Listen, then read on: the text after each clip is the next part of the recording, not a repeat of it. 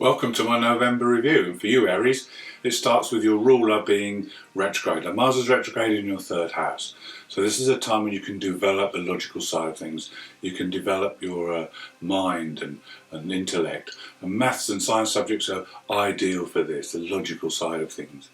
Also, Mars in the house of communication is a time to be very careful about what you say over the next few months, because you can blurt things out which could be hurtful to other people.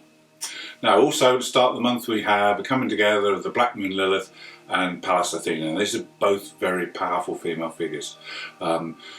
This is a time, because this is happening in your fourth house, that you can look at patterns and things that are happening around the home and the fourth house and see where you can make changes.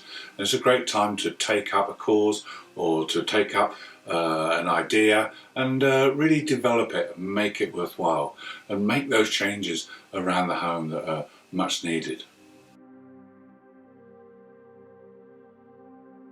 On the 2nd, we have Venus making a conjunction with the South Node, but also an opposition with the North Node, and the North Node conjunct Uranus. This lasts for a few days. Now this is interesting because Venus is the planet of love, which is in the 8th house of sex. So this might be a time when you need to establish a difference between love and sex, and it could be that they're with this opposition to the North Node, there's something fated that's going to happen that will change your relationship or bring a new look to a relationship. You'll need stimulation, you'll need excitement, you'll need change, and you need to work on this. We also have the Sun following on, because Venus, the Sun and Mercury are all very close together as they were last month, so they will repeat the same aspect. So there's different slants on each aspect, because the Sun does the same with Venus having that conjunction with the South. Now the South Node can draw us back into past behaviour patterns that are all familiar, but with the Sun you need to push forward, you need to look to make changes with the opposition to Uranus and the North Node. These changes will be beneficial, they'll put you on a new path or a new track. On the 6th, Mercury makes opposition to the North Node. This is a time to express yourself and to share ideas and to really discuss things within relationships. But don't be in too much of a hurry, because you may miss details if you act too quickly, talk too quickly, slow things down. Then we have Mercury and the Sun coming together. This makes it very easy to express yourself. This is in the 8th house, so this is a good time to broach difficult subjects or taboo subjects, and you'll feel comfortable discussing them at this moment, and you'll be able to discuss clearly and concisely. And then we have also on the 7th, Venus making a square to Saturn. Now this again also is a great opportunity to discuss things within relationships and to iron out any difficulties or any disagreements that are hanging around. On the 8th, we have our full moon lunar eclipse. Now, this is a very powerful one, because the moon is conjunct Uranus, so you can expect sudden events to happen over the coming weeks and months. And also we have the opposition to the Sun and Mercury. So this is in the 8th house. So this is going to highlight shared resources, your finances, also intimacy within relationships, and also the whole thing of giving and sharing, giving and receiving. So we have a lot to work with here.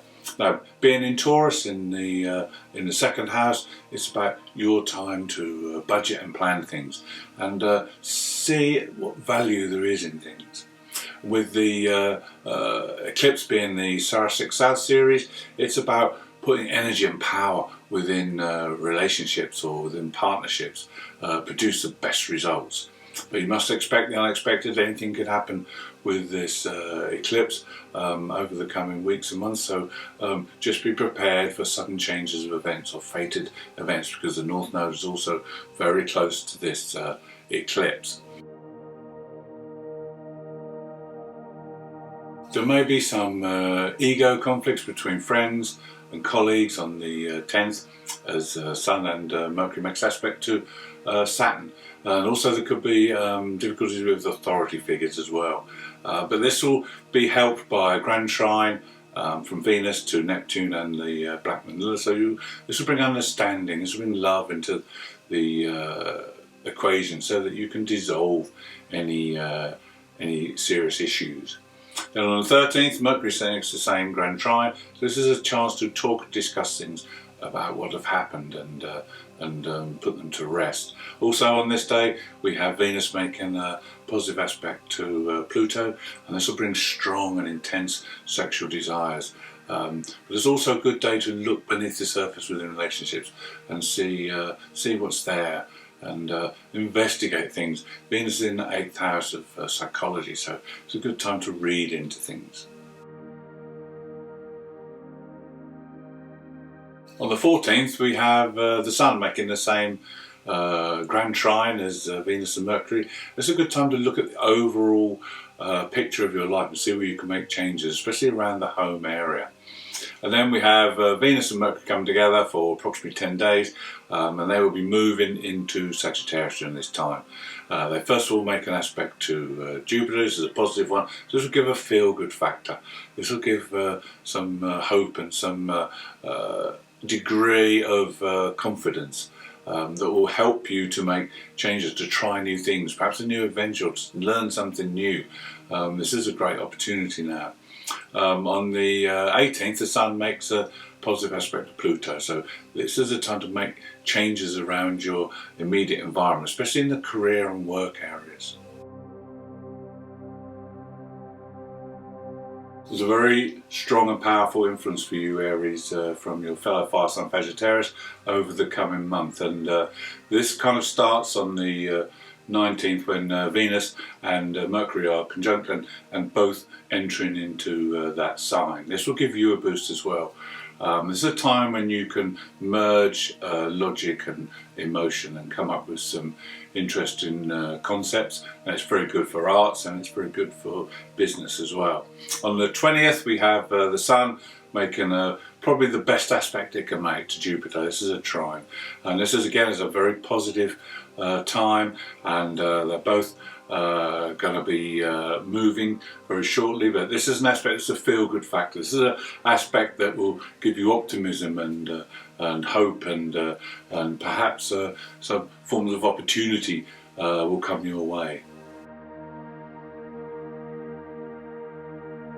By the 23rd, the Sun has moved into Sagittarius and forms a new moon. But also we have Jupiter going direct on this day. So this is a very heavy, fiery dose for you, Aries. And this is a very positive one. It's in a good area of your chart, the 9th house.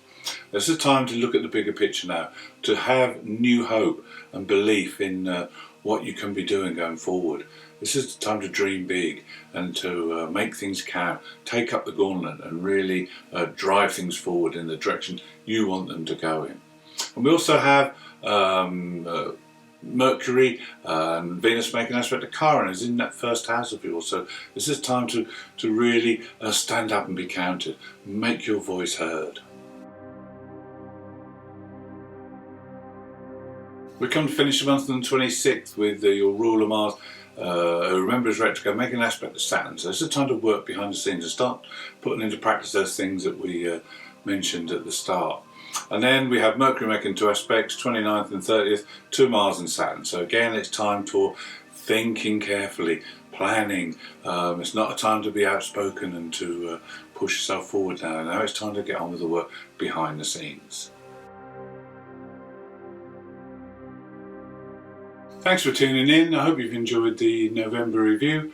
If you have, please subscribe, and don't forget to tune in next month for December.